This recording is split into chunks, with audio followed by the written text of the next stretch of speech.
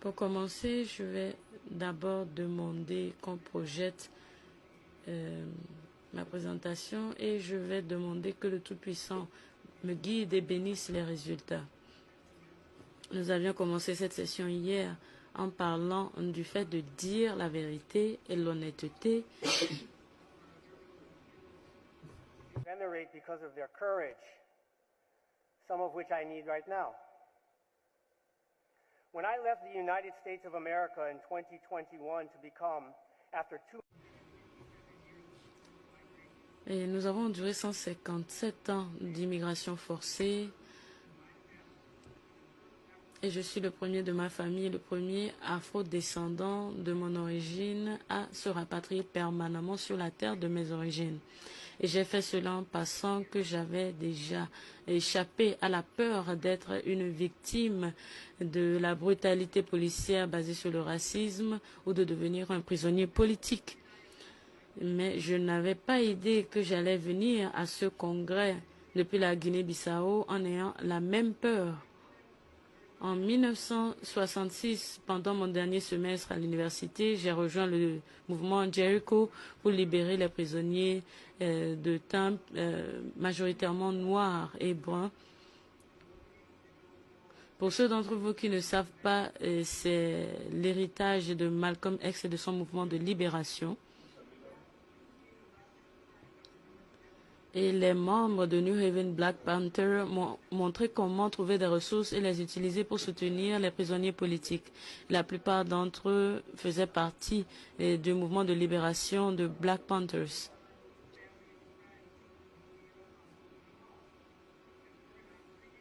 Et nous avons organisé 3 jours d'activités avec les amis de notre mouvement en soutien à Mounia Abou Jamal, qui était un prisonnier politique et qui le demeure jusqu'à aujourd'hui.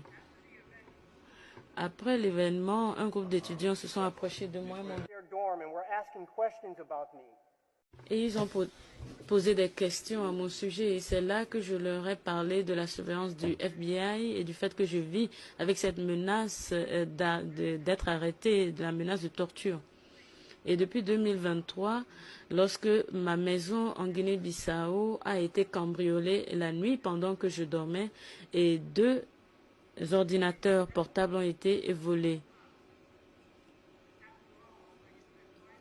J'avais passé 5 ans à faire des campagnes en demandant au Vatican de rectifier sa déclaration illégale de la guerre et d'avoir son soutien à la traite négrière.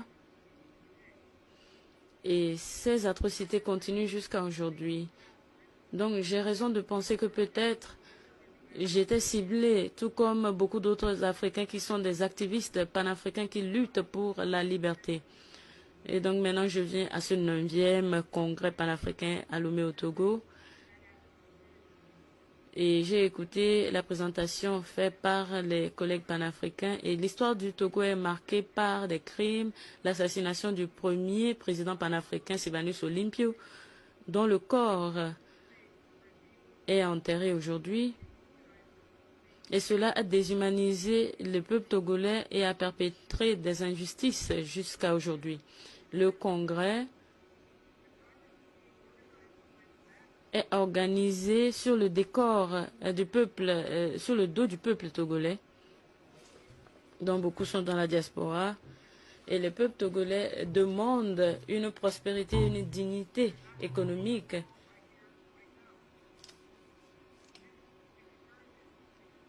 Cette exclusion constitue une trahison des principes panafricains puisque les Togolais eux-mêmes qui sont concernés ne sont pas ici aujourd'hui et une trahison également du principe Ubuntu.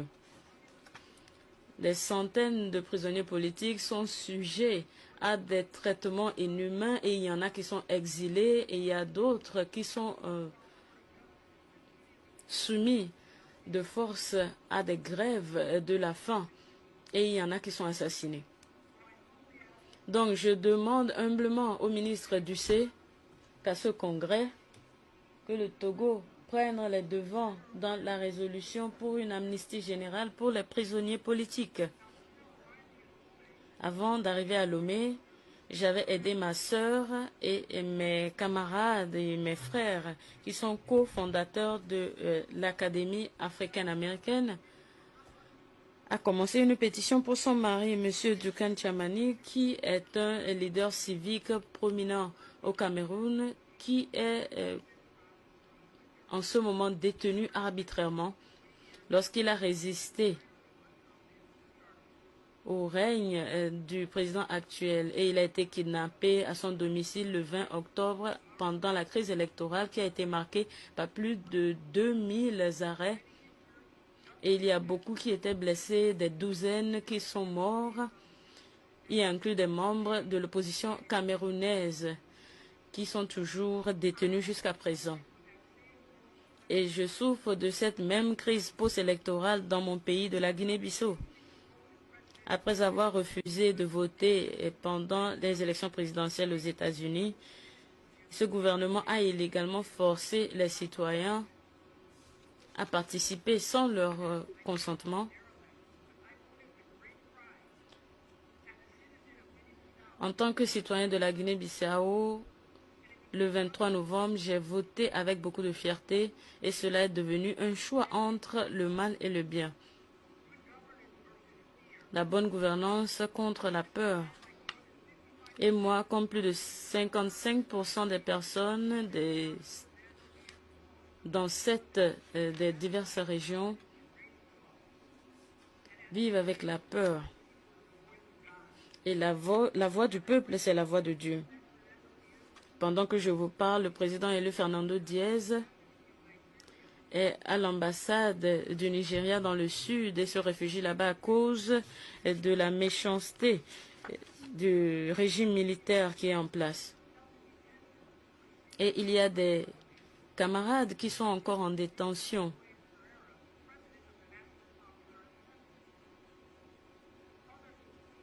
Et il y a d'autres qui incluent Marciano Indi, qui a été arrêté à l'aéroport pendant qu'il allait rejoindre un autre congrès comme celui-ci. Donc j'avais peur que je serais aussi arrêté une fois que j'aurais atterri à l'aéroport international de Guinée-Bissau pendant que je venais ici. Et je me demande, est-ce que je vais être ciblé et arrêté lorsque je vais retourner en Guinée-Bissau? Est-ce que je vais être ciblé ici parce que je demande une résolution pour l'amnistie générale pour les prisonniers politiques au Togo? Le Soudan, la Tanzanie, la Côte d'Ivoire, le Sahel, la Guinée-Bissau, partout en Afrique. Ce n'est pas là la renaissance africaine que nous voulons. Et que veut dire notre panafricanisme Ubuntu si nous devons vivre dans la peur? Et ce qui me mène donc à ma conclusion. Et en ce moment, il est très important que l'Afrique soit unie politiquement pour le progrès et la neutralisation de la souveraineté de nos peuples. Et le secrétaire général du mouvement panafricain réclamait sa souveraineté. En d'autres mots, nous devons développer le pouvoir, la capacité de pouvoir mettre en œuvre la volonté collective des peuples africains pour le continent africain, sur le continent et en dehors du continent. Et nous devons faire cela d'ici 2030 si nous voulons réussir à nous défendre contre le néocolonialisme, y inclut les effets de l'intelligence artificielle. Et c'est très important parce que sans l'unité du peuple africain, nous n'aurons pas le pouvoir et la capacité de pouvoir mettre en œuvre les solutions